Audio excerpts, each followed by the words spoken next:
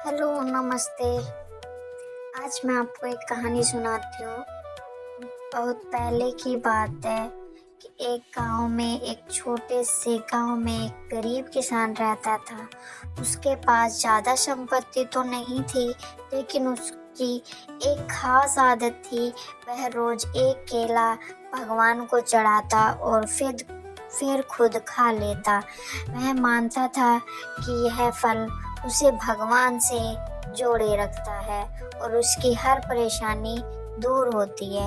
गांव में एक राजा भी था जो अक्सर अपनी प्रजा के बीच भेष बदलकर घूमा करता था। एक दिन उसने देखा कि किसान रोज मंदिर में एक केला चढ़ाता और फिर उसे खाकर चला जाता।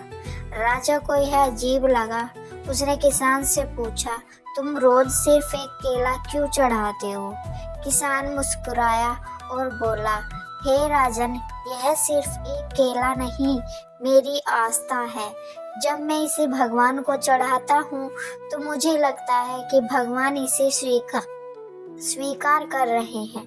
फिर जब भी मैं इसे खाता हूँ तो मुझे लगता है कि भगवान का आशीर्वाद मेरे साथ है। राजा उसकी भक्ति और सरलता से प्रभावित हुआ। उसने किसान को अपने महल में बुलाया और कुछ सोने के सिक्के भेंट किए। लेकिन उस किसान ने मना कर दिया और मुस्कुराते हुए बोला, मुझे कुछ नहीं चाहिए, बस मेरा केला और मेरी आस्था ही काफ़ी है।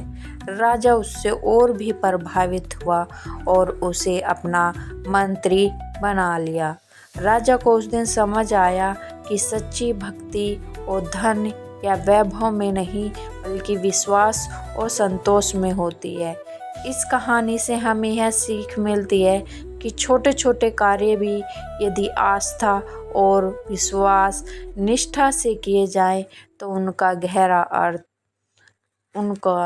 गहरा असर हमारे जीवन पर पड़ता है।